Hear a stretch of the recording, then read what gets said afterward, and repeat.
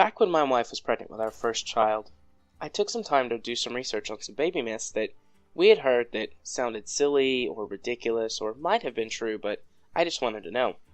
I originally typed this up and put it on my blog back in the day, but since I'm looking for some content and it was pretty popular then, I figure I'll record it and put it up here now. Hopefully you find it funny, interesting, informative, or entertaining. So without further ado, here we go. Baby myth number 1. How to predict your baby's sex. There's probably a million different wives' tales and superstitions about predicting your baby's gender. The foods you crave, how you carry, how and when the conception took place, and even a Chinese calendar. Those are just the normal ones too. There's some weird ones involving Drano. Keys, pencils, how much you pee or poop, if you get dizzy. I hope I don't need too much evidence to convince you that all of these are superstitions and none of them are true. Not a single one of them. They're old wives' tales designed to help put a little order into the maelstrom that is pregnancy, in an age before medical science and technology allowed us to actually determine the sex of your baby in the womb. Baby myth number 2. Have heartburn? You'll have a hairy baby. That one sounds like a load of crap, but it's actually true. 2 independent studies done by Johns Hopkins University and the British Medical Institute determined that you're between 70 and 80% more likely to have a hairy baby if you experience frequent heartburn during pregnancy. Number 3. Music, especially Mozart, can make your baby smarter. I hate to break it to you if you bought Mozart CDs or other classical music, but this one actually isn't true. There have been over 300 studies to date since the original report in the 1990s that Mozart helps make babies smarter. Of all the studies done, none of them were able to replicate the original results. They did, however, find links to music, especially calming music, such as classical, for infants, that lead to calmer babies that typically learn spatial awareness faster than those who don't listen to calming music. So smarter baby? No. But calmer, more aware baby? Yes. Number 4. Baby Einstein helps your baby develop faster. Sorry to burst your bubble again, but Baby Einstein at the very least does nothing to help your baby, and some research studies being done on extreme use, such as parents who sit their babies in front of it for 3+ hours a day, show that it actually retards developing language and motor skills. The cause, as stated in a recent study done by the University of Washington, is that the lack of parental interaction causes the babies to slow and sometimes reverse in development. Other studies done by the University of California and Harvard, to name a couple, stated that absolutely zero difference was found between babies who did and did not watch Baby Einstein videos. Unsurprisingly, babies need love and attention to learn and develop their motor function. A TV just doesn't give that to them. Number 4. Caffeine, or specifically coffee, causes premature birth in slow-developing babies. This one is a half-truth. Caffeine has been extensively studied for years. In 2008, a series of studies published by the FDA stated that more than 1 large cup of coffee, 12 ounces per day, caused double the amount of preterm labors and stillbirths. That sounds terrible, but it isn't quite true. The studies in question did not test caffeine intake from sources other than coffee. In case you're unaware, caffeine comes from more than just coffee. Tea, soda, chocolate, many medications, and anything made with any byproducts of coffee, tea, or chocolate will contain varying levels of caffeine. Even decaf drinks contain small amounts of caffeine. So the FDA study was fundamentally flawed by not testing all the variables. A series of studies more recently sponsored by the European Health Organization conducted in Denmark found a very different conclusion. Specifically for pregnant women, though, they found that caffeine in normal doses, 200 milligrams or less per day, has no negative effect on fetal development whatsoever. That's the equivalent of 16 ounces of coffee per day. Where people run into big problems is the 500 milligram limit and beyond. At 500 milligrams of caffeine, you're twice as likely to have a preterm or stillbirth. At 800 milligrams, your chances triple, and it only goes up from there. However, 500 milligrams is typically 40 ounces of coffee. The average American drinks about 18 ounces of coffee per day. That means that if you're an average coffee drinker, you don't really have to worry. Only those that binge drink coffee have to worry about it. You do have to remember, though, that eating chocolate, drinking soda, and other things add to your caffeine intake as well, so you may have to make some cutbacks. If you need help, I'd recommend cutting back on caffeinated soda and chocolate first. They're more unhealthy for you than coffee is, so in the long run, you'll achieve extra benefits. Myth number 6. You're pregnant, so you can't fly, use x-rays, body scanners, metal detectors, etc. This one sounds real and real scary. All those x-rays produce radiation, and flying does too. Plus, who knows what particles come out of a body scanner or metal detector? The truth is that this is all made up by scared people who don't understand what these devices do or how they work. It's not true. You can do all those things while you're pregnant. First, let's start with flying.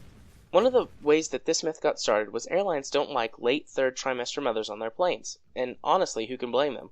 they don't want to be responsible for you if you go into labor while flying. They don't have the staff, facilities, or training to deliver a baby. Other than that concern, unless you have a pregnancy complication, flying is fine. You get less radiation flying than you do from an X-ray, which is safe, but I'll get there. And as long as you wear comfy clothes and stretch a bit, you don't have to worry about any sort of muscle issues, cramps, and blood draining from places it shouldn't. X-rays are perfectly safe while pregnant as well. Radiation poisoning, dangerous levels, and other risks are hard to explain in a paragraph or two, but to cut to the chase, the potentially deadly level of radiation for an unborn baby is direct exposure at 10 rads at once. Typically, 10 rads only increases risk for mental retardation or deformities. However, potential for death exists, so we'll use this as our baseline. Radiation from X-rays is dissipated over time naturally, just like the radiation we're exposed to every day from the sun and normal living conditions. Even a direct abdominal X-ray, which is the worst form of radiation your baby would ever come into contact with, is only 0.8 rads. That means that you could get 10 X-rays at once or back to back and still be under the limit. Other forms of common X-rays are dental, chest, and for minor injuries such as arm or leg fractures. These expose your baby even less, and you can wear a lead shielding cloth to block out any scattered radiation that would come into indirect contact with your baby. Airport body scanners and metal detectors are last on the list. These are both extremely regulated by the FDA, EPA, and TSA, depending on where they're located and what type they are, and are considered 100% safe by all organizations. A metal detector doesn't put off any harmful radiation or other particles at all. Basically, a metal detector works by having a sensitive electrical field, and as you pass through it, metal upsets the field, causing the detector to go off. That's it. That's all a metal detector does. And the Earth's electromagnetic field, which we're exposed to at all times, is much, much stronger than any metal detector ever could be. So you're safe there. Body scanners emit only 0.0000025 rads per scan, putting them way, way, way below the 10 rad limit for harming your baby, meaning that body scanners are safe as well. Even if a body scanner malfunctions, the maximum output of radiation from one is only 5 rads in a severe catastrophe. This would not be directed entirely at your baby, and so they would receive even less than that. They simply are not powerful enough to harm you or your baby in any way. Myth number 7. Sex has to wait until the baby is out. Sorry ladies, pregnancy is no excuse to deny your man sex. Usually. The biggest reason people say it's a no-no is that it's either uncomfortable or it will harm the baby. Sex during pregnancy is different than sex without pregnancy. As pregnancy progresses, a woman's body changes in a lot of ways, both inside and out, so doing it can become uncomfortable at times. This is not the result of a problem, it's just the result of a change in a woman's body. Some nights you may need to say no, and that's fine, but all you have to do is just find new comfortable positions to have sex in and new ways to turn your partner on. On the issue of harming the baby, OBGYNs all over agree that unless you have a pregnancy complication, sex is not harmful to the baby in any way. Contractions caused by an orgasm are different than birth contractions, so no worries about accidentally causing labor. The uterus and placenta are also very strong and protect the baby from potential harm caused by movements, and to ease Dad's mind, his penis won't hurt the baby either. It's physically impossible for it to get up into the uterus. Myth number 8. You can't eat sushi, lunch meat, red meat, fish, or something else. If you're anything like my wife was, you eat all of these things on a regular basis. But pregnancy forces you to give them up because it's bad for your baby, right? Well, like almost everything else on this list, this isn't true either. There's 2 root issues here that all of these things relate to. The first is listeria. Listeria is a very, very rare bacterial infection that, if not caught, can lead to meningitis or other deadly diseases. However, it's very rare. According to the WHO, that's World Health Organization, your chances of catching listeria in the United States are 0.00007. or 7 out of every 1 million people. To put that into perspective, that's about the chance of being struck by lightning. That percentage of people is not just for one thing either. That's everything across the board that causes listeria. The list is pretty long too and includes, but is not limited to, raw or undercooked meat, fowl, which is chicken or other birds, fish, soft cheese, deli meat, raw fruits and vegetables, yes that's right, fruits and vegetables, ice cream, milk products such as sour cream, and yeast products such as bread or beer. There's more, but most people don't eat flowers, mold, wood, or some of the other natural breeding grounds of listeria, such as dirt. It sounds like listeria is everywhere then, and if that's the case, shouldn't more people get it? Plus, why do doctors only recommend not eating sandwich meat, soft cheeses, red meats, and a few other things? Because of the super slim chance of catching it, and the fact that you need the important nutrients in fruit and veggies and dairy, and how hard it is to grow on its own. According to several extensive studies conducted in the mid-2000s by Johns Hopkins, the CDC, and the WHO, the pregnant woman's body is the prime incubator for listeria, resulting in an increase in your chances from 7 out of a million to 8.2 out of a million. That's such a small chance that in mathematics it isn't even big enough to be stated for any other report as statistically significant. The only exception is women of Hispanic descent. Something about their genetic makeup brings their chances up to a whopping 25 out of every million, or 1 out of every 40,000, which is still statistically very small, but almost 3 times the risk of a non-Hispanic woman. Once you get past the listeria debate, the second thing that keeps many women from enjoying these foods is mercury content in fish and other seafood. Mercury is definitely bad for you, pregnant or not. However, when you're pregnant, you pass along mercury to your baby, who can't process it out as fast as you can. Some women are told not to eat seafood at all to avoid the risk, and there has long been a belief that none of the nutrition in fish is passed along to the baby. However, in 2004, the FDA, in conjunction with the EPA, sponsored a study to decide just how much of this was true. The results can be culminated into a single statement that was released by them. Fish and shellfish are an important part of a healthy diet. Fish and shellfish contain high-quality protein and other essential nutrients, are low in saturated fat, and contain omega-3 fatty acids. A well-balanced diet that includes a variety of fish and shellfish can contribute to heart health and children's proper growth and development.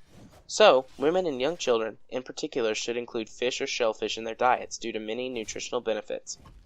The report goes on to explain in great detail the benefits and includes a list of how to keep up with your mercury content based on how much seafood you eat. The list is all over the internet, but a good copy will be posted below in the description, along with information about the EPA's findings. Myth number 9. Alcohol? How is this even on the list? Everyone knows alcohol is bad for mommies and babies, right? Well, not entirely. Alcohol consumed in large quantities during pregnancy does lead to bad things. Fetal alcohol syndrome, genetic deformities, miscarriages, stillbirths, and many more things can come from that behavior. However, what about alcohol consumed on a moderate or minimal level? A study sponsored by the CDC and carried out by a research institute in Denmark concluded that women who drink 1 to 2 drinks per month of low alcoholic beverages like beer are at a very low risk of causing pregnancy complications, less than 10%. Furthermore, they actually encouraged drinking 1 glass of wine per week.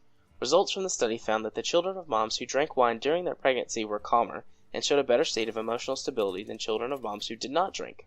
On top of that, when breastfeeding, having a beer or a small quantity of other alcoholic beverage is recommended by many doctors and health organizations.